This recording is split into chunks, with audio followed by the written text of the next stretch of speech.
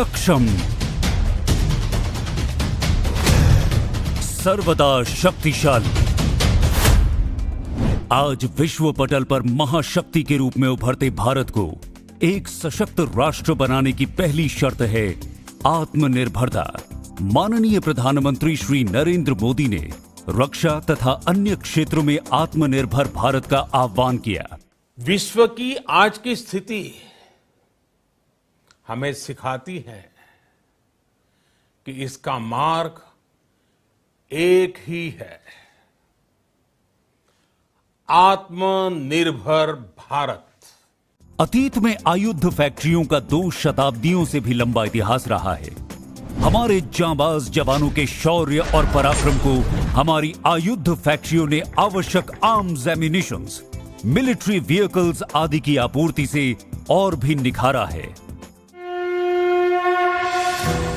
बदलते समय की जरूरतों के अनुरूप ढलकर अब इन्हें और आगे बढ़ाना है। 16 जून 2021 को केंद्रीय कैबिनेट ने एक ऐतिहासिक कदम उठाते हुए ऑर्डिनेंस फैक्ट्री बोर्ड को समाप्त करके 7 नए रक्षा उपक्रमों को बनाने की मंजूरी दी।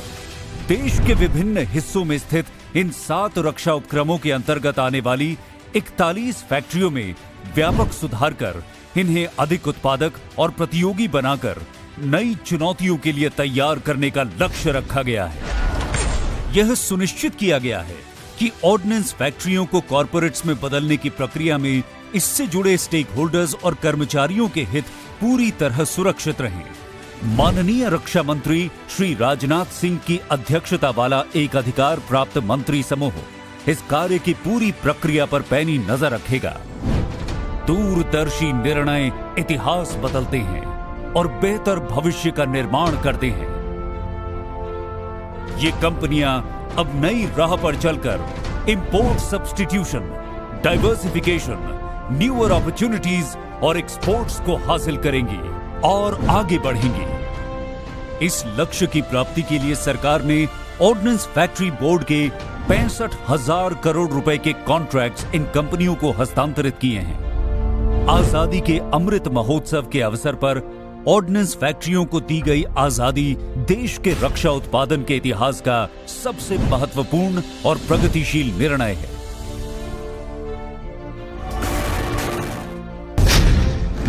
ये एक सुनहरे युग की शुरुआत करेगा और आयुध निर्माण में पूरे विश्व में भारत का परचम लहराएगा।